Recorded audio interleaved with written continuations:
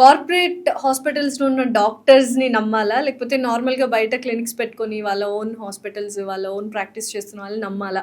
అనేది చాలా billion dollar question. ఎందుకంటే కార్పొరేట్ హాస్పిటల్స్‌లో ఉన్న డాక్టర్స్‌కి టార్గెట్స్ ఉంటాయి అని విన్నాం. నేను క్వశ్చన్ ఆన్సర్ చేయను, కానీ మీకు మొత్తం క్లియర్గా చెప్తాను.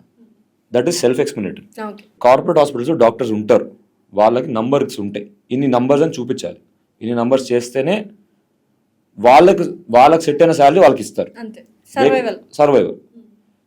చేయకపోతే ఏమవుతుంది, ఈరోజు తీసేస్తామని కాదు, ఒక 6 నెలలకి చెప్తారు, సార్ ఇది అవ్వట్లేదు కొంచెం మీరు చూడండి, మనకి పెంచుకునే ఛాన్స్ ఇస్తారు. బిజినెస్ పెంచుకోవాలి.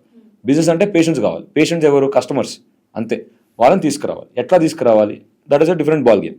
సో అల్టిమేట్లీ టార్గెట్స్ ఉంటాయా? ఎస్. టార్గెట్స్ రీచ్ కాకపోతే ప్రాబ్లమ్స్ వస్తాయా? ఎస్. ప్రాబ్లమ్స్ వచ్చినప్పుడు ఏం సొల్యూషన్ ఏముంటుంది? ఐదర్ మీ జాబ్ పోవచ్చు, వేరే హాస్పిటల్కి వెళ్ళాల్సి రావచ్చు, మీ సొంత పిల్లలకి చదువుల దగ్గర ప్రాబ్లం కావచ్చు, మీరు కట్టుకునే ఈఎంఐల ప్రాబ్లం కావచ్చు, ఏదైనా రావచ్చు. అది కార్పొరేట్స్. సెకండ్, సొంత క్లినిక్స్ ఉన్నవాళ్ళు.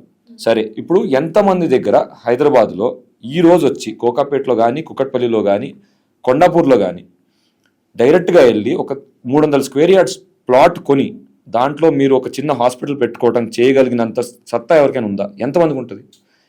నేను చెప్పిన ఇవన్నీ ఈ ఏరియాలో కూడా. సరే, కొండాపూర్లో చాలా మంది ఉంటారు, గచ్చిబౌలిలో చాలా మంది ఉంటారు. ఒక 300 to 500 స్క్వేర్ యార్డ్స్ పెట్టి హాస్పిటల్ కట్టాలంటే 10 కోట్లు అవుతుంది. మరి 10 కోట్లు ఒక డాక్టర్ సొంత ప్రాక్టీస్ పెట్టాడు అనుకోండి, మరి 10 కోట్లు దానికి ఎలా తీసుకొస్తాడు? ఎక్కడి నుంచి తీసుకురావాలి? మళ్ళీ పేషెంట్లే కదా. మరి కార్పొరేట్ హాస్పిటల్లో ఉన్న టార్గెట్స్ ఉంటాయి, సొంత హాస్పిటల్స్ పెట్టిన వాళ్ళకి కూడా టార్గెట్స్ ఉంటాయి కదా. టార్గెట్స్ అని చెప్పరు, అంతే. Because patients are like that. మనం అట్లాంటిదే ప్రమోట్ చేసుకున్నాం ఇయర్స్ టుగెదర్, అలా ప్రమోట్ చేసుకున్నాం కాబట్టి కార్పొరేట్స్లో టార్గెట్స్ అయినాయి. ఇక్కడ మన ల్యాండ్ అంతా పెరిగింది కాబట్టి డాక్టర్స్ దగ్గర ఇటు సైడ్ ఉన్న సొంత ప్రాక్టీషనర్స్ ఎవరైతే ఉందో వాళ్ళ ప్రాబ్లమ్స్ కూడా వస్తాయి. ఫర్ ఎగ్జాంపుల్, మేము గవర్నమెంట్ హాస్పిటల్కి అయితే వెళ్ళాము, చిన్న జ్వరం వచ్చిన ఫెసిలిటీస్ బాగుండవు. ఫెసిలిటీస్ అక్కర్లేదుగా జ్వరం వచ్చిన వాళ్ళకి, అయినా కానీ మేము వెళ్ళాం, కార్పొరేట్కే వెళ్తాం. So it's a mistake of both అంటారా? మిస్టేక్ అని కాదండి, బేసిక్గా ఏంటంటే it is lack of understanding.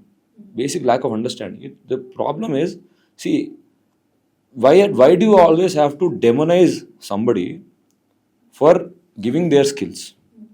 So somebody is telling you that so and so is the problem and this is what the cost is. You don't like it, go somewhere else. అంతేగాని ఇప్పుడు ఆ హాస్పిటల్లో, ఇప్పుడు private, నేను చెప్తున్నా setups ఉంటాయి, కార్పొరేట్లో ఇంత చెప్పారు, ప్రైవేట్లో ఇంతే చెప్పారు. అంటే కార్పొరేట్లో ఓవర్ హెడ్ ఎక్కువ ఉంటాయా, లేకపోతే ఇవన్నీ మీకు అనవసరం. Don't think about all that. మీకు ఏంటి ప్రాబ్లం? మీకు ఈరోజు మోకాలు నొప్పి ఉందా, భుజం నొప్పి ఉందా, ఈ నొప్పులకి ఏం ట్రీట్మెంట్ చేయాలి, మీకు డాక్టర్ నచ్చాడా, ఫస్ట్ 10 minutesలో మీకు ఆ డాక్టర్ని ట్రస్ట్ చేయగలిగారా లేదా, మాట్లాడేటప్పుడు పొలైట్గా మాట్లాడారా లేదా, మిమ్మల్ని మీరు కంట్లో చూసి మాట్లాడుతున్నాడా లేదా, మీ పక్కన ఉన్న వాళ్ళ క్వశ్చన్స్ ఆన్సర్ చేస్తున్నాడా లేదా, మీకు ఉన్న ఇబ్బందికి ఇమోషనల్లీ, ఫిజికల్లీ మీకు హెల్ప్ చేస్తాడా లేదా అని మీకు అర్థమవుతుందా లేదా. ఇదే ఎంత ఛార్జ్ చేస్తాడు, ఎందుకు అనే క్వశ్చన్కి అసలు ఆన్సర్ అవసరం లేదు. So that is not your problem. The problem is నీకు డాక్టర్ నచ్చాడా లేదా. సో కమర్షియల్ డాక్టర్స్ అనేది ఎక్కువ వినిపిస్తుంది. ఇప్పుడు ఒక కమర్షియల్ యాక్టర్ అనొచ్చు, కమర్షియల్ మూవీ అంటారు, కానీ ఇప్పుడు కమర్షియల్ డాక్టర్స్ అనేది కూడా బాగా వినిపిస్తుంది. What is this actually? ఇప్పుడు 5 years నుంచి అంటున్నారు, 10 years నుంచి అంటున్నారు. ఒక డాక్టర్ ఇది ట్రీట్మెంట్ చేసుకోండి అని పొలైట్గా ఒక అరగంట సేపు కూర్చుని, ఒక 50,000 ఖర్చు అవుతుందమ్మా ఇది, ఈ ట్రీట్మెంట్ చేసుకుని ఒక చెప్పిన తర్వాత కరెక్ట్గా చెప్పినా కూడా రూమ్ బయటకు వెళ్ళి పేషెంట్ అటెండ్, ఎస్పెషల్లీ పేషెంట్స్ కాదండి, పేషెంట్ పక్కన ఉన్న వాళ్ళు ఉంటారు చూడండి, ఎవరికైతే నొప్పి ఉందో నొప్పి మీద వాళ్ళకి డబ్బుల గురించి గుర్తురావు, నొప్పి లేనివాడికి డబ్బుల గురించి గుర్తొస్తాయి. ఆ నొప్పి లేనివాడు ఈ డాక్టర్ ఏంటి ఎప్పుడు డబ్బుల గురించి మాట్లాడతాడు, ఇంత కాస్ట్ అవుతుంది అంటాడు ఏంటి, అసలు కాస్ట్ గురించి ఏంటి మాట్లాడేది, చెప్పాలి కదా, అది మా బాధ్యత. ఇప్పుడు నేను సరే మిమ్మల్ని తీసుకొచ్చాను, మీకు ఏదో ఇబ్బంది ఉంది, not you but anybody else ఇబ్బంది ఉంది, మనం ఆపరేషన్ చేసిన తర్వాత 4 లక్షలు ఎందుకు వేయటం, చెప్పడం నా బాధ్యత, చెప్తాము. చెప్పినందుకు కూడా కమర్షియల్ అంటారు. సరే, ఈ హాస్పిటల్కి వెళ్ళాము, ఆ హాస్పిటల్లో 1,00,000కే చేస్తా అన్నారండి, మీరేంటి 2 లక్షలు అడుగుతారండి, అక్కడే చేయించుకోండి. ఇక్కడికి వచ్చి నా ప్రైస్ అడిగిన తర్వాత నన్ను కమర్షియల్ అంటే అనాల్సిన అవసరం ఏముంది. See again, that is where your worth is.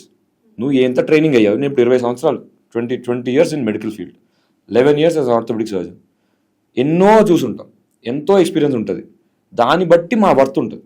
Definitely ఎవరిదైనా అంతే, ఎక్స్‌పీరియన్స్ బట్టి వి హావ్ వర్త్ ఉంటుంది. సో ఇప్పుడు ఒక పేషెంట్ వచ్చి డాక్టర్స్ ఆర్ వెరీ కమర్షియల్ అని నా దగ్గర కూడా అంటారు. ఆ డాక్టర్ ఏంటంటే అంత ఛార్జ్ చేస్తాడంటే నేను ఒకటే చెప్తాము, ఆ డాక్టర్ ఇంత ఛార్జ్ చేస్తాడు, ఈ డాక్టర్ అంత ఛార్జ్ చేస్తాడని కాదు. ఆయనకి వర్త్ అది, ఆయన అనుకున్న వర్త్ అది. మీకు వాల్యూ ఆయన వాల్యుబుల్ కాదని మీరు అనుకుంటే డబ్బులు ఇవ్వకండి. కానీ వేరే వాళ్ళ దగ్గరికి వచ్చి అంత ఛార్జ్ చేయకూడదని చెప్పే హక్కు మీకు లేదు. ఇప్పుడు ఎంతోమంది ప్లేట్లు అమ్ముతారు, స్టీల్ ప్లేట్లు అమ్ముతారు. ఒక స్టీల్ ప్లేట్ 20 రూపాయలు ఉండొచ్చు, ఒక స్టీల్ ప్లేట్ 1000 రూపాయలు కూడా ఉండొచ్చు. మరి మీరు ఆ 1000 రూపాయలు అడిగినప్పుడు వాళ్ళని ఎందుకు అడగట్లేదు? మీ 1000 రూపాయలు అడిగినా కొనరు, అంతే కదా. So don't go, simple.